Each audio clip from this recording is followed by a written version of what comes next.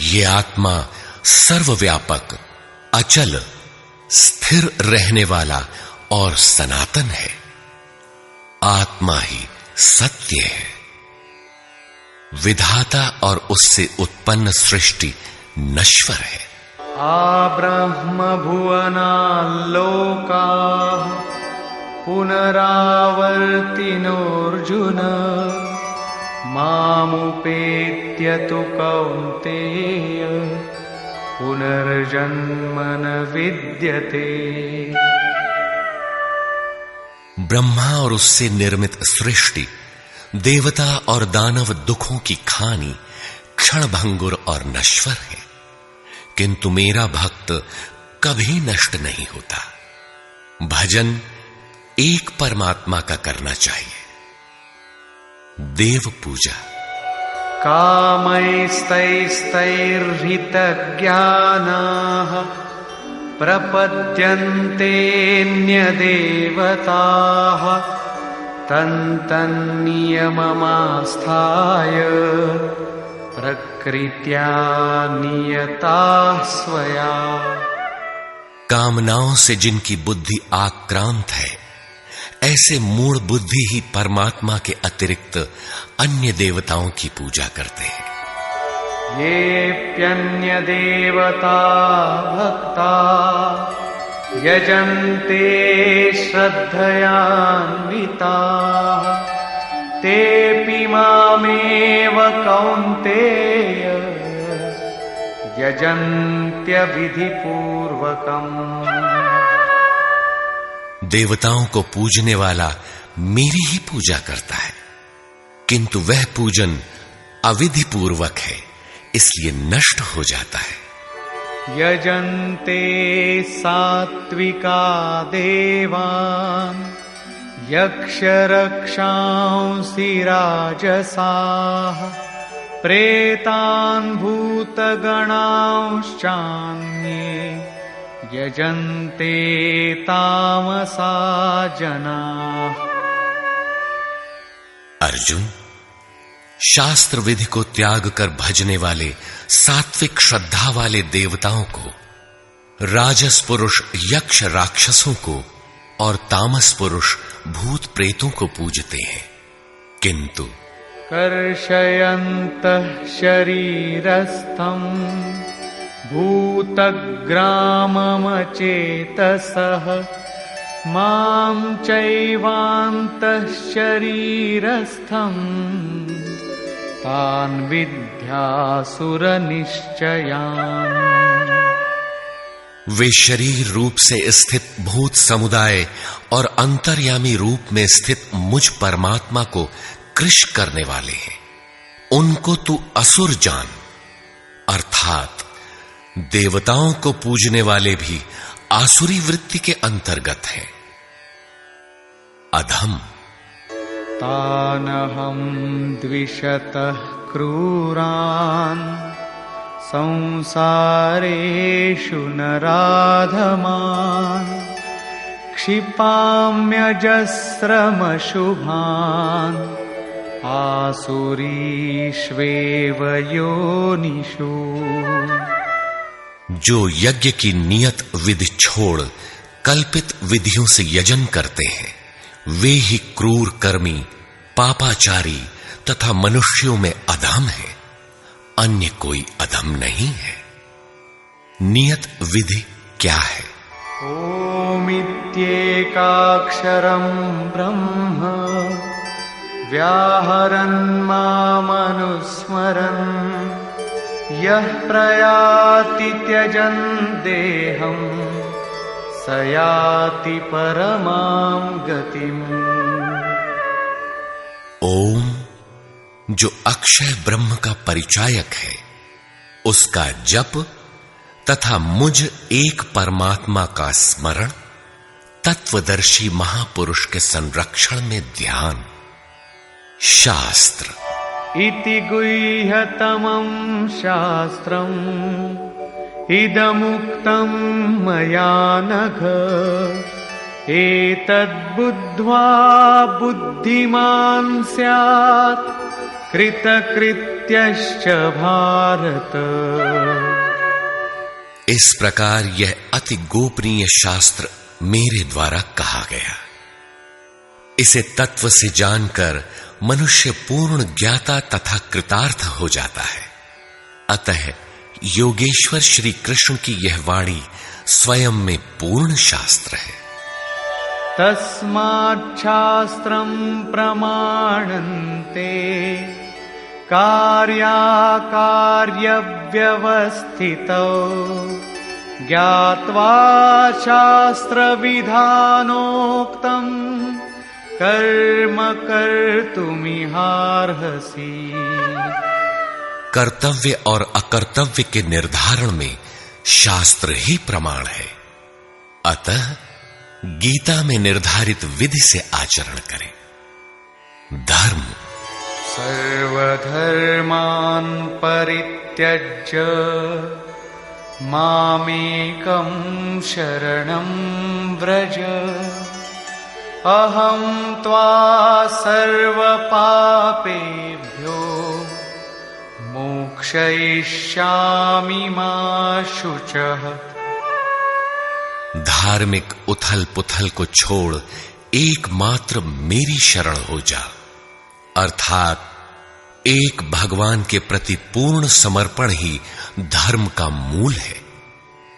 उस प्रभु को पाने की नियत विधि का आचरण ही धर्माचरण है, और जो उसे करता है वो अत्यंत पापी भी शीघ्र धर्मात्मा हो जाता है। धर्म प्राप्त कहां से करें? ब्रह्मणो हि प्रतिष्ठाहम् अमृतस्याव्ययस्य च शाश्वतस्य च धर्मस्य सुखस्यैकान्तिकस्य च। उस अविनाशी ब्रह्म का, अमृत का, शाश्वत धर्म का और अखंड एक रस आनंद का मैं ही आश्रय हूं, अर्थात परमात्म स्थित सद्गुरु ही इन सब का आश्रय है। नोट: विश्व के सारे धर्मों की सत्य धारा एक ईश्वर गीता का ही प्रसारण है।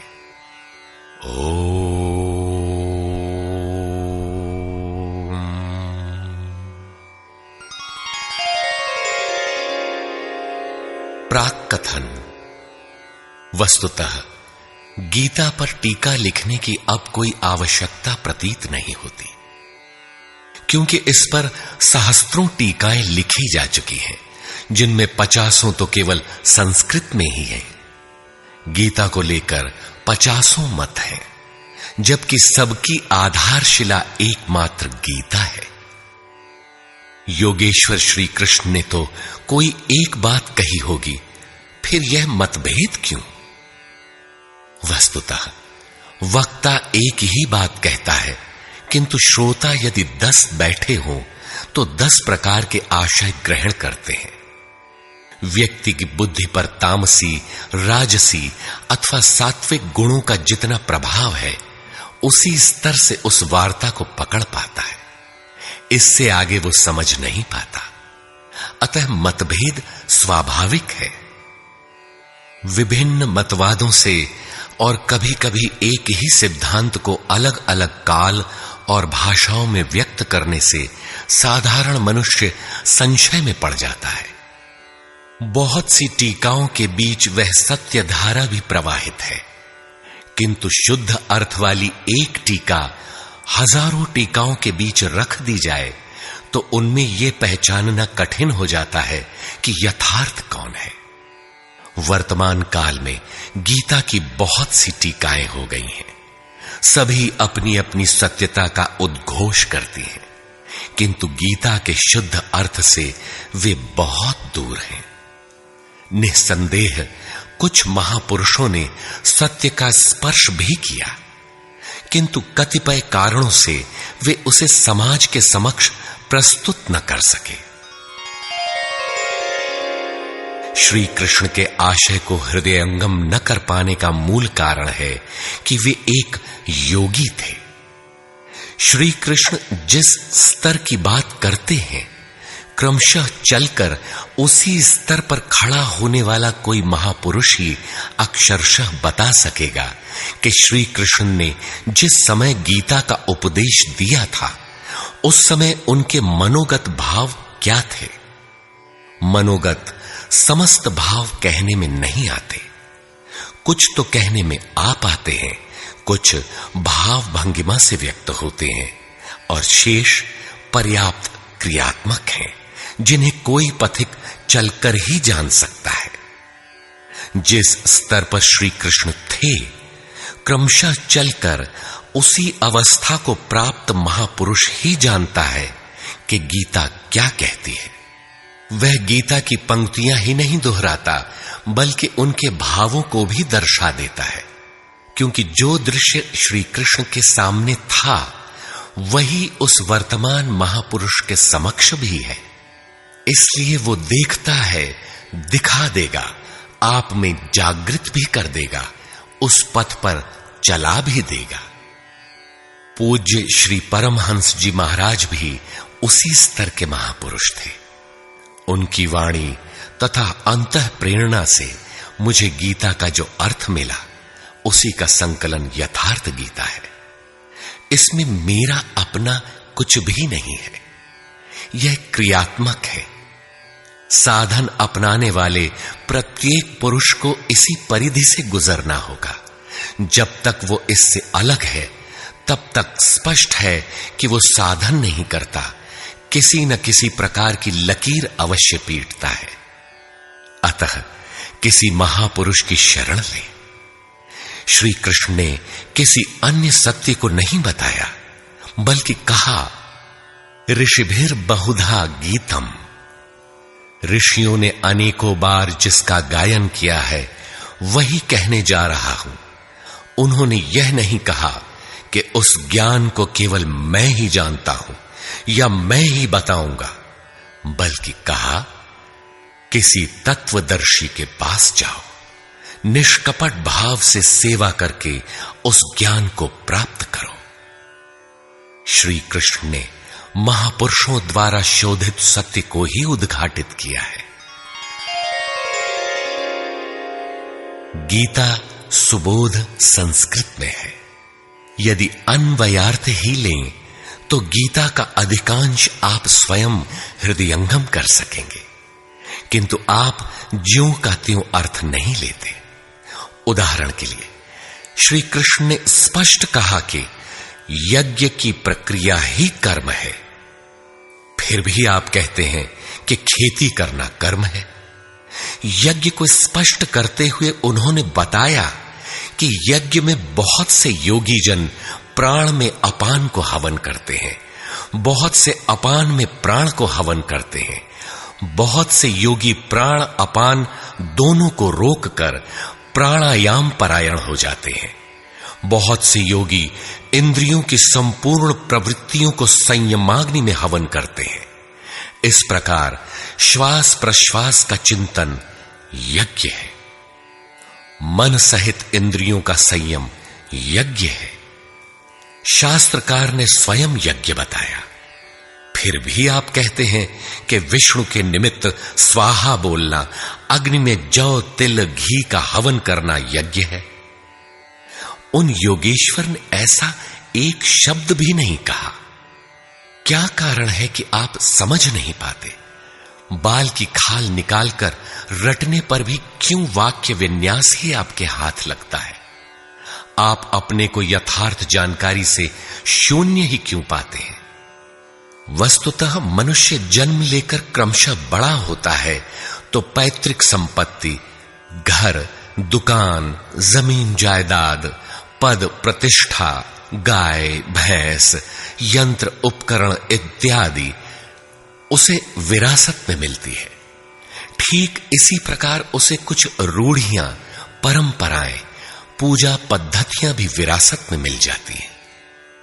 33 करोड़ देवी देवता तो भारत में बहुत पहले गिने गए थे। विश्व में उनके अनगिनत रूप हैं। शिशु ज्यों ज्यों बड़ा होता है, अपने माता पिता, भाई बहन, पास पड़ोस में इनकी पूजा देखता है। परिवार में प्रचलित पूजा पद्धतियों की अमिट छाप उसके मस्तिष्क पर पड़ जाती है। देवी की पूजा मिली तो जीवन भर देवी देवी रटता है। परिवार में भूत पूजा मिली तो भूत भूत रटता है।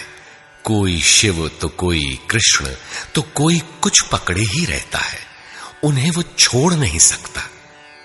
ऐसे भ्रांत पुरुष को गीता जैसा कल्याणकारी शास्त्र मिल भी जाए तो वो उसे नहीं समझ सकता। पैतृक संपदा को कदाचित वो छोड़ भी सकता है, किंतु इन रूढ़ियों और मजहबी पचड़ों को नहीं मिटा सकता। पैतृक संपत्ति को हटाकर आप हजारों मील दूर जा सकते हैं, किंतु दिल दिमाग में अंकित ये रूढ़िगत विचार वहां भी आपका पिंड नहीं छोड़ते। आप सिर काटकर अलग तो नहीं रख सकते, अतः आप यथार्थ शास्त्र को भी उन्हीं रूढ़ियों, रीति रिवाजों, मान्यताओं और पूजा पद्धतियों के अनुरूप ढाल कर देखना चाहते हैं। यदि उनके अनुरूप बात ढलती है, वार्ता का क्रम बैठता है, तो आप